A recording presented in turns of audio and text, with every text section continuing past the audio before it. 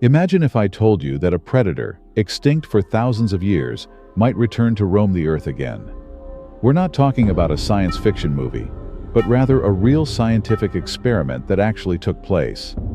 A wolf that lived during the Ice Age, said to be larger and stronger than any wolf we know today, disappeared from existence.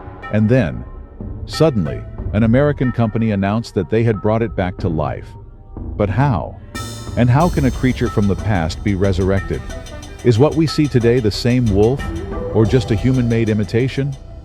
It all starts from one point: DNA. This incredible code that holds the details of every living creature is the key to understanding everything. The color of your eyes, the shape of your body, and even the likelihood of you contracting certain diseases. All of this is encoded in a complex chain of information known as DNA. But can we take the DNA of an extinct creature and plant it back into a living body? This question led scientists to an amazing concept.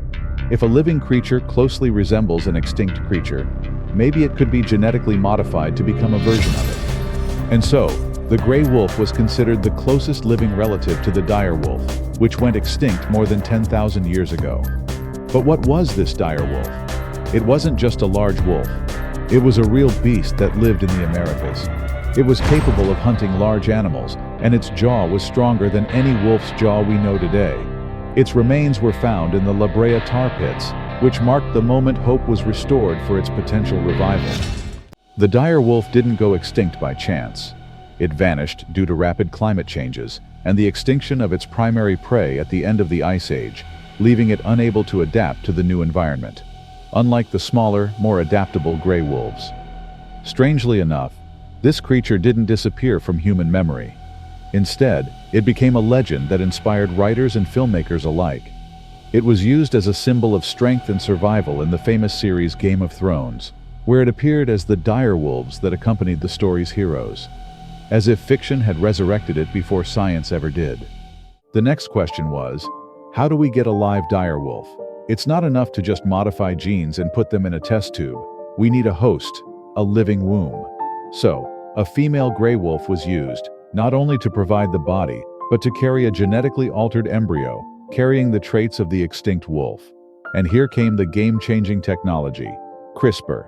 Imagine a genetic tool that works like scissors, cutting, editing, and adding with unbelievable precision. Scientists used CRISPR to modify the DNA of the living wolf, introducing the genes of the dire wolf, creating a blend that closely resembled the original. But, is this cloning? The truth is no.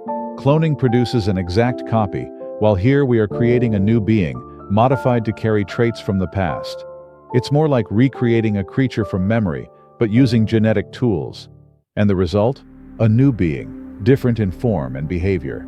The company that led the project announced that they had succeeded in producing the first live version of the modified dire wolf, large-bodied, fast, and stunning. However, they also admitted, this is not the real dire wolf, but a redesigned creature inspired by its traits. Scientists' opinions on the matter were divided. Some celebrated the achievement, considering it a groundbreaking step in life sciences. But others expressed concern. What are we really doing? And are we doing the right thing by resurrecting creatures that naturally went extinct? Is today's environment capable of accommodating creatures from the past? And the weirdest part? The same company is now planning to bring back the woolly mammoth. And there's even talk of dinosaurs. Are we facing a real-life version of Jurassic Park? Or are we playing with fire? It doesn't stop there. A previous Japanese experiment successfully revived a mouse using cells frozen for 16 years. This means that any creature whose cells are preserved could one day return. But here's the deeper question. Is what's happening true creation? Or are we just modifying what's already here? And is it right for us to play this role without understanding the consequences? The future holds many surprises. Maybe we'll see extinct horses, tigers returning from the void, and birds that vanished only to appear suddenly. But the strangest thing, these technologies might not only be used on animals. What if humans themselves are modified? What if children are born with superhuman traits? Unprecedented intelligence, heightened immunity, extraordinary physical strength?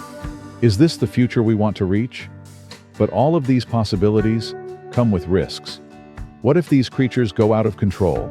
or upset the ecological balance? Or worse, what if they're used in biological warfare against humans? The dire wolf has returned. But the real question isn't how it returned, but why? And are we ready for what's coming next?